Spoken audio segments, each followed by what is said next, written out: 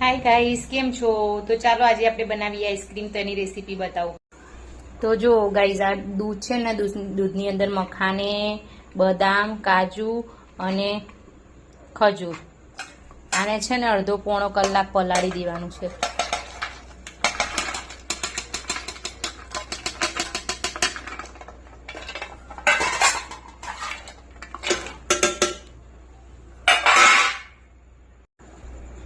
અને બધું મિક્સ કરી દેવાનું છે દૂધમાં. અને એનો અડધો પોણો કલાક છે ને મૂકી દેવાનું ઢાંકીને.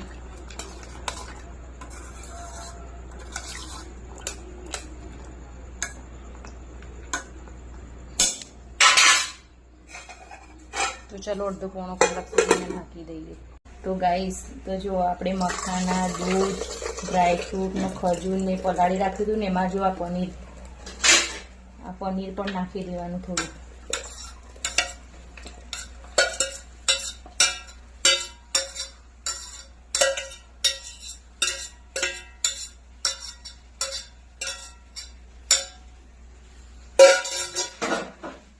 પછી એને આપણે મિક્સરમાં ગ્રાઇન્ડ કરીએ.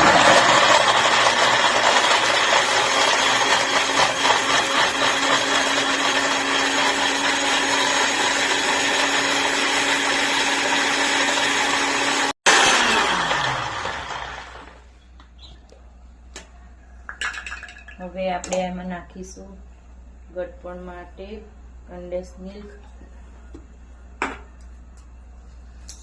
પછી થોડી અમૂલ ફ્રેશ ક્રીમ, તાકી એકદમ ક્રીમી અને યમી યમી બને. પછી પાછું એને થોડું મિક્સર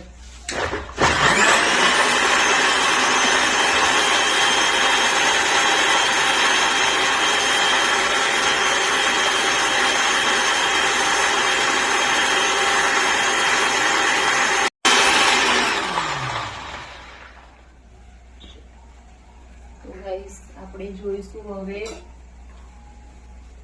કે કેવું રેડી થઈ ગયું છે.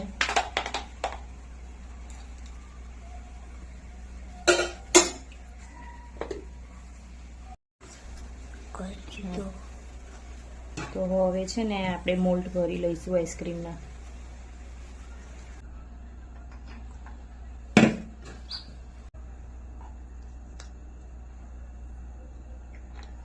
ચાલો હવે આપણે એને ફ્રીઝરમાં મૂકી દઈએ. તો હવે આપણે એને છે ને 5-6 કલાક માટે ફ્રીઝરમાં મૂકી દઈશું. તો જો ગાઈસ, આપણે ગુલ્ફી જમાડવા મૂકી હતી ને, તો આપણી ગુલ્ફી રેડી છે. જો ગાઈસ, આપણી ક્રીમી એન્ડ યમી યમી ગુલ્ફી તૈયાર છે. Healthy and tasty.